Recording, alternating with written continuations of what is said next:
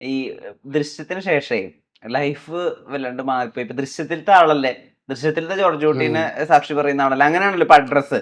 അതായത് ഇപ്പൊ കുട്ടച്ചാണ്ട ഫോട്ടോ ഉണ്ടൊക്കെ മാറിപ്പോയി. ഇപ്പൊ ഫിലിം ആക്ടറാണ്. അതായത് അങ്ങനെ ആളുകൾ അഡ്രസ് ചെയ്യുന്നത്, അങ്ങനെ ആളുകൾ അഭിസംബോധന ചെയ്യുന്നത്. ദൃശ്യത്തിലെ പ്രധാനപ്പെട്ട വേഷം ചെയ്ത അജിത് കൂത്താട്ടുകൂടെ അങ്ങനെയൊക്കെയാണല്ലോ പറയുന്നത്. ആ ഒരു മാറ്റത്തിന് എത്രമാത്രം സന്തോഷം തന്നിട്ടുണ്ട്? അതിനുശേഷം വന്ന മാറ്റങ്ങൾ എന്തൊക്കെയാ ജീവിതത്തിൽ? അതിനുശേഷം മാറ്റം വന്നത് പണ്ടത്തെ പോലെ നമ്മള് എന്നാ പറയണേ, പച്ചയ്ക്ക് പറയാനും പറ്റിയല്ല. ലോക്കലായിട്ട് ഇപ്പം പോയി നിൽക്കാറില്ല, അതുകൊണ്ട് ഒരു ചെറുതടിച്ച് നിൽക്കാൻ പറ്റില്ല. ചെറുതടിച്ച് നിൽക്കാൻ പറ്റിയല്ല. ബാറിൽ പോയി കൗണ്ടറിൽ ചെന്നിട്ടേ മറ്റേ പട്ടിയുടെ പടമുള്ള പറഞ്ഞ്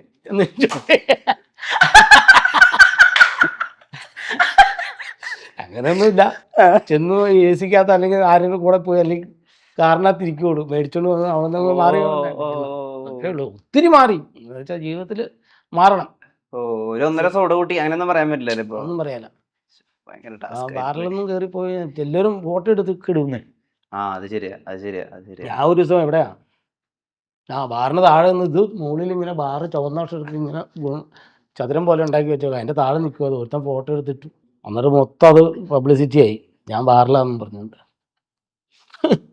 അങ്ങനെ പ്രശ്നങ്ങളുണ്ട്. നല്ല സൈഡ് എന്തൊക്കെയാ? അത് ആളുകൾക്ക് ശ്രദ്ധ കിട്ടി തുടങ്ങി, അതിനൊരു ബഹുമാനം കിട്ടി തുടങ്ങി, ആ വിധത്തിലൊക്കെ എങ്ങനെയാ? നമ്മൾ ഈ സിനിമയിലൊക്കെ അഭിനയിച്ച് ചെയ്യുമ്പോൾ ഓരോ സ്കൂളിലും അതുപോലെ തന്നെ പരിപാടിക്കൊക്കെ ഗസ്റ്റായിട്ട് വിളിക്കും. അതൊരു മൊമെന്റ്. ഗസ്റ്റായിട്ട് വിളിക്കുക, നമ്മൾ നല്ല വിലയൊക്കെ തന്നു നല്ല രീതിയിൽ അങ്ങനെയൊക്കെ പോകും. അല്ലാതെ നേരത്തെ അങ്ങനെയൊന്നും ഇല്ലായിരുന്നല്ലോ. പിന്നെ നമ്മൾ അത് കീപ്പ് ചെയ്യാൻ തുടങ്ങി. ഈ മാറ്റം ഉണ്ടല്ലോ, അതായത് സ്റ്റേജിൽ ചെയ്യുന്നവർ അല്ലെങ്കിൽ റിയാലിറ്റി ഷോത്തെ മിമിക്രി പരിപാടി ചെയ്യുന്നവർ അതിൽ നിന്ന് മാറി ഒരു നടൻ എന്നുള്ള രീതിയിലേക്ക് മനസ്സിലാക്കുമ്പോൾ ഈ രണ്ടാം കടയിൽ ബിന്ന് എയിലേക്കുള്ള ഒരു ട്രാൻസ്ഫർ ഉണ്ട്, ഒരു പ്രൊമോഷൻ ഉണ്ട്. അപ്പൊ അത് ചെയ്യുമ്പോൾ നമ്മൾ പേഴ്സണലി റിസ്കുകൾ എടുക്കണം. അതായത് പിന്നെ സ്റ്റേജ് പരിപാടികൾ ചെയ്യാതെ, മിമിക്രി ചെയ്യാതെ കംപ്ലീറ്റ് ഇതിലേക്ക്, ഈ സോണിലേക്ക് തിരിയുകയും വേണം. അപ്പോ സത്യം പറഞ്ഞാൽ ചിലപ്പോൾ സാമ്പത്തികപരമായിട്ട് നമ്മൾ താഴേക്കും കൂടി പോകും. പിന്നെ ഉറപ്പാണ് ആ അവസ്ഥ ഇപ്പൊ ഉണ്ടോ? എങ്ങനെയാ അതിനെ മറികടക്കാൻ ഉദ്ദേശിക്കുന്നത്? അതാണ് ഇപ്പോഴത്തെ ഏറ്റവും വലിയ പ്രശ്നം. നമ്മൾ സിനിമയിൽ ചെന്ന് കഴിഞ്ഞാൽ സിനിമ പറ്റി കിട്ടും എന്നുള്ള ധാരണയിലാണ് നിൽക്കുന്നത്. എന്നാലും നമ്മൾ ചെറിയ ചെറിയ സിനിമകൾ കിട്ടാറുണ്ട്, അങ്ങനെ വർക്ക് ചെയ്യും. പണ്ടൊക്കെ എന്ന് പറഞ്ഞാൽ നമ്മൾ ഉള്ള പ്രോഗ്രാം, പിന്നെ നമുക്ക് പുറത്തേക്കൊക്കെ പ്രോഗ്രാം ഉണ്ട്. ഈ പ്രാവശ്യം ഈ സീസണിൽ ആകെപ്പാട് കളിച്ച ഒരു പരിപാടി കളിച്ചു. കോവിഡിന് ശേഷം അത് മാറി പറഞ്ഞല്ലോ. കണ്ണൂർ ഒരു പ്രോഗ്രാം, പിന്നെ അത് ഗൾഫ് ട്രിപ്പ് ഉണ്ടായിരുന്നു. ഗൾഫ് ട്രിപ്പ് അങ്ങനെ വിദേശ പ്രോഗ്രാം ഉണ്ടായിരുന്നു. അത് മാത്രമല്ല, ഇല്ല സിനിമാ വർക്കിന് പോയി കഴിഞ്ഞാൽ വലിയ നമ്മൾ ചാർജ് ഒന്നും ഇപ്പം മേടിക്കാറായില്ലല്ലോ. വർഷം കഴിഞ്ഞ പിന്നെ ഇച്ചിരി ചാർജ് കൂട്ടി മേടിക്കുന്നുള്ളൂ, അങ്ങനെ ചാർജും കിട്ടുന്നില്ല. അപ്പോൾ സിനിമയും കുറഞ്ഞു. ഇനിയിപ്പോൾ 21-ാം തീയതി ദൃശ്യം ഇറങ്ങുന്നു, 22-ാം തീയതി ഈ പടം ഇറങ്ങും. ഒരു മാസം എൻ്റെ 2 പടം ഇറങ്ങേ.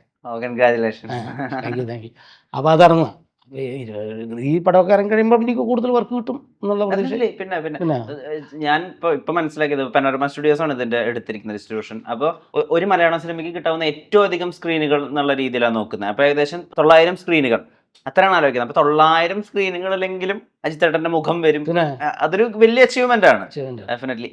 ഇപ്പൊ ദൃശ്യത്തിനെ പറ്റി പറയുമ്പോൾ ദൃശ്യം 2 വളരെ രസമായിട്ടുള്ള ഒരു സീൻ ഉണ്ട്. ഇപ്പൊ ആദ്യത്തെ ജോർജ് കുട്ടിയായിട്ടുള്ള നിങ്ങളുടെ ഒരു കണ്ടുമുട്ടല്, അതായത് ലാലേട്ടൻ ഒരു സ്ഥലത്ത് നിന്ന് ഇറങ്ങി വരുമ്പോ ചേട്ടനോട് നിന്ന് കറക്റ്റായിട്ട് ഇവിടെ വന്ന് കാണുന്നുണ്ട്, അത് സംസാരിക്കുന്നുണ്ട്. ചേട്ടനെ സഹദേവൻ കൊടുക്കാൻ നോക്കിയതാണല്ലേ എന്ന് ചോദിക്കുന്ന ഒരു ഏരിയ. അതിൽ ആ ഒരു റിതം ഭയങ്കര കറക്റ്റാ. അതായത് വളരെ നാച്ചുറലാ ആ സീൻ. അതായത് ഒട്ടും ഏച്ചിട്ടില്ലാതെ ഒരാൾ നടന്നു വരുന്നു, മറ്റൊരാൾ നാച്ചുറൽ ആയിട്ട് മീറ്റപ്പ് ചെയ്യുന്നു.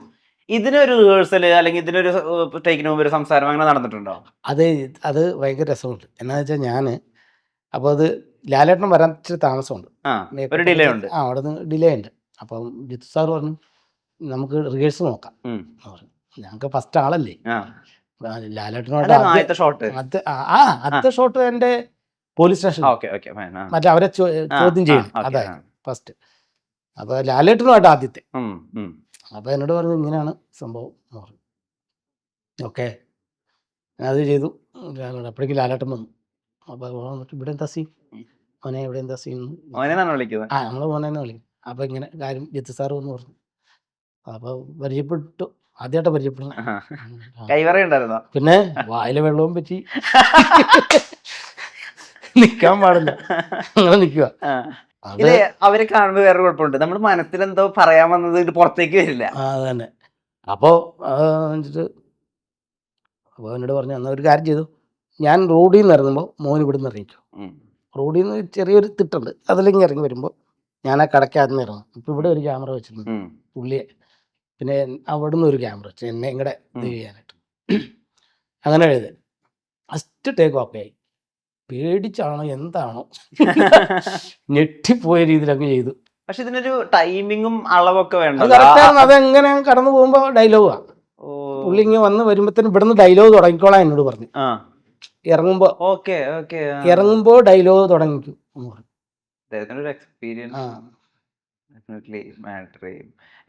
കണ്ട് കുറച്ച് കഴിഞ്ഞിട്ട് തിരിഞ്ഞു നോക്കാവുള്ളൂ. അപ്പൊ ഞാനിത് പറഞ്ഞു പോകുമ്പോ പുള്ളി മൈൻഡ് ചെയ്യാതെ കയറി പോവല്ലേ. അപ്പൊ ഞാൻ ഇങ്ങനെ നോക്കിയിട്ട് ഇങ്ങനെ കുറച്ച് നേരം നോക്കിയിട്ട് ഒരു പുള്ളി നമുക്കിട്ട് താല്പര്യമില്ല എന്നുള്ള രീതിയായി അതിന്റെ സാധനം. ഈ ഫസ്റ്റ് ഡയലോഗും ഉണ്ടല്ലോ, ഈ സഹദേവൻ സാറ് കൊടുക്കാൻ നോക്കിയതാണല്ലേ, ആ ഡയലോഗ് തെറ്റിപ്പോയ ഒരു കഥ. അതെന്താണത്? അതായത് സഹദേവൻ സാറിന് അയ്യോ അത് മറന്നു. സഹദേവൻ സാറ് ചേട്ടനെ കൊടുക്കാൻ നോക്കിയതാണല്ലേ, അതാണ് ഡയലോഗ്. ആ ജോർജ് കുട്ടി സഹദേവനെ കൊടുക്കാൻ നോക്കിയല്ലെന്ന് പറഞ്ഞു. അതല്ല ലാലേട്ടൻ തന്നെ പറഞ്ഞു അതല്ലെന്ന്. അത് റിഹേഴ്സൽ നോക്കിയപ്പോഴാണ് ടേക്കിലല്ല, റിഹേഴ്സൽ നോക്കിയപ്പോ തെറ്റിപ്പോയി, ഡയലോഗ് മാറിപ്പോയി, തിരിഞ്ഞുപോയി. ജോർജ് കുട്ടി സഹദേവനെ കൊടുക്കാൻ നോക്കിയല്ലേ, അത് തെറ്റിപ്പോയി. ശരിയാ, അത് ഞാൻ മറന്നു കേട്ടോ. 3 വരുമ്പോ സമയത്ത് എല്ലാവർക്കും പിന്നെ ഒരു പ്രതീക്ഷ വരികയാണ്. എന്തായിരിക്കും അന്ന് സാക്ഷി പറഞ്ഞ ആളാണ്, അയാളുടെ ലൈഫ് 5 ലക്ഷം കൊണ്ട് മാറിയിട്ടുണ്ടായിരിക്കുമോ, ഭാര്യയായിട്ട് പിന്നെയും സെറ്റായോ, ഇതിനൊക്കെയുള്ള ഉത്തരങ്ങൾ 3 ഉണ്ടാവോ? അതൊക്കെ ചോദിക്കുന്നുണ്ടോ, അതൊന്നും ഞാൻ പറയത്തില്ല.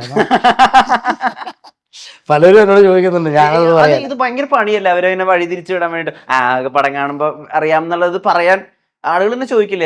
എന്തായാലും കഴിഞ്ഞ ദിവസം ട്രെയിലർ ലോഞ്ചിങ് ആയിരുന്നു ഇവിടെ ഹയാത്തിൽ. അപ്പൊ അവിടെ നമ്മളെ കാണിക്കുന്നുണ്ട്, ട്രെയിലറിലും ഉണ്ട്. പക്ഷെ പടത്തിന്റെ കാര്യങ്ങളൊന്നും പറയാൻ പറ്റില്ലെന്ന് പുള്ളി പറഞ്ഞു.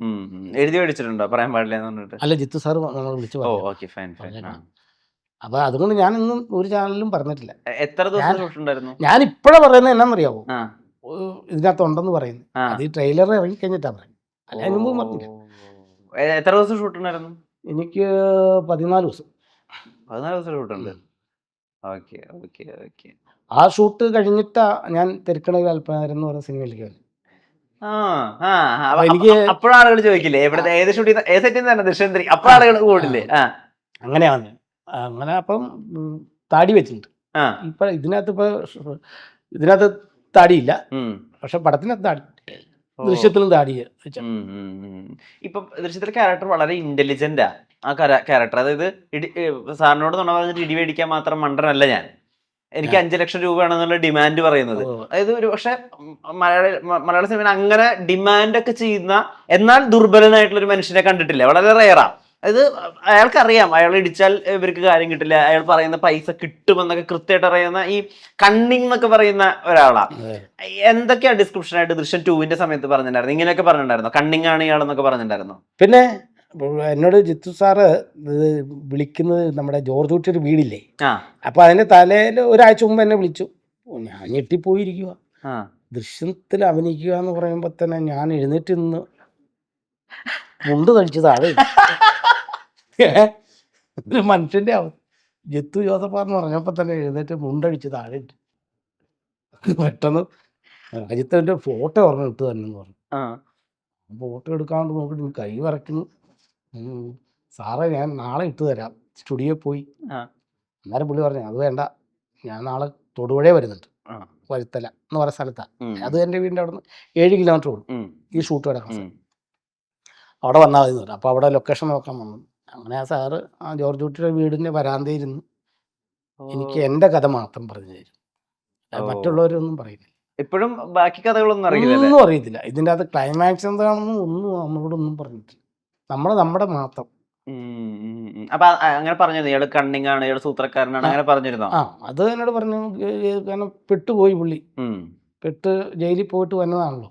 പെണ്ണുമ്പിള്ള ഉപേക്ഷിച്ചു പോയി, കൊച്ചും പോയി, അപ്പാടെ ഒരു രക്ഷയില്ല, ജീവിക്കാൻ ഒരു വകുപ്പുമില്ല. അങ്ങനെ വരുമ്പോൾ പുള്ളി കണ്ട ഒരു സാധനം പുള്ളി അത് കറക്റ്റ് പറയുവാണ്.